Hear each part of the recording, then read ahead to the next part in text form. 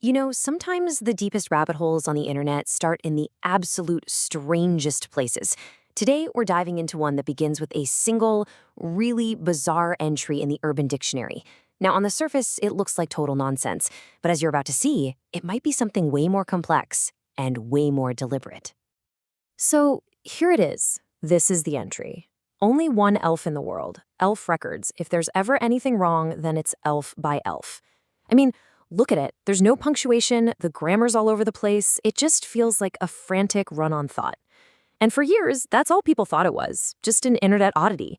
But this strange block of text, this is the central puzzle we're going to try and solve today. But that's the big question, right? What if this isn't random at all? What if every single word, every letter, was picked for a very specific reason? That's the idea we're going to run with today. We're going to treat this text not like a mistake, but like a message waiting to be unlocked.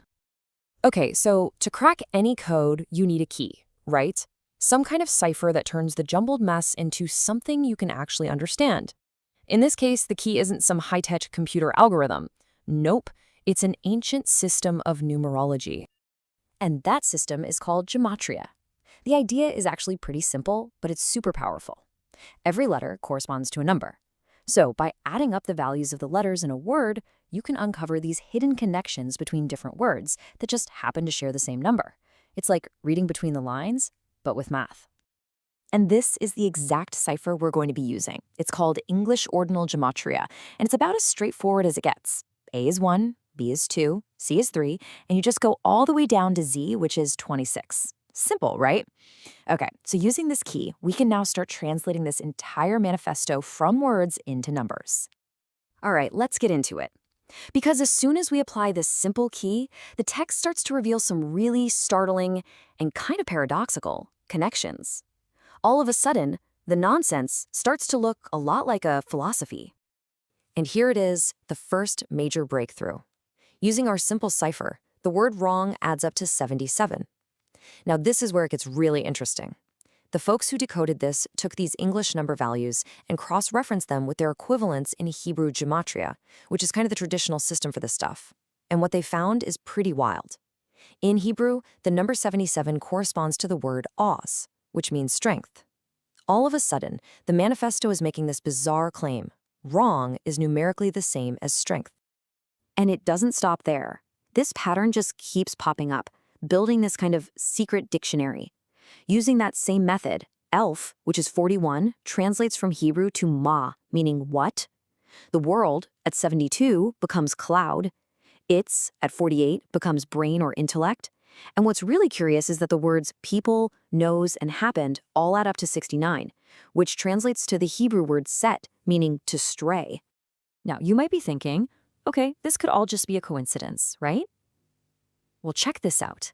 The date on the original post, May 28, 2008, it seems to be part of the code too.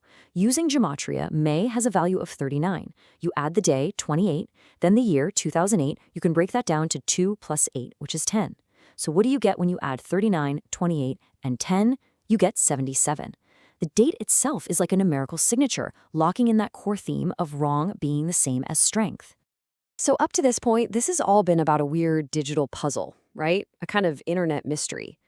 But this is where the story takes a really dark and unsettling turn. Researchers digging into this manifesto found a potential link to a real-world tragedy. And this is where the whole theory just explodes out of the digital world and into the physical one. So online investigators claim they were able to trace the creator of the manifesto to a Facebook page for what seems to be a shell company.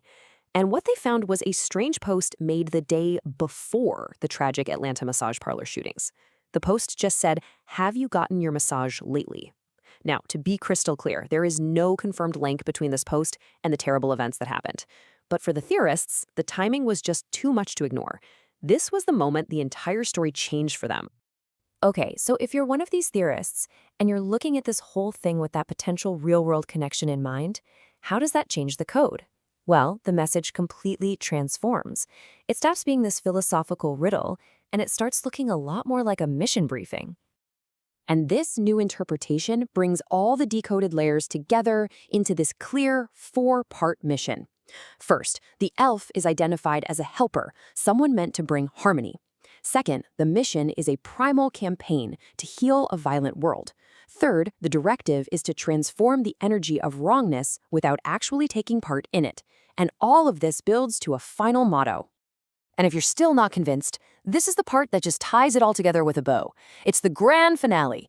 If you add up the gematria value of every single word in the entire manifesto, the grand total comes out to 243.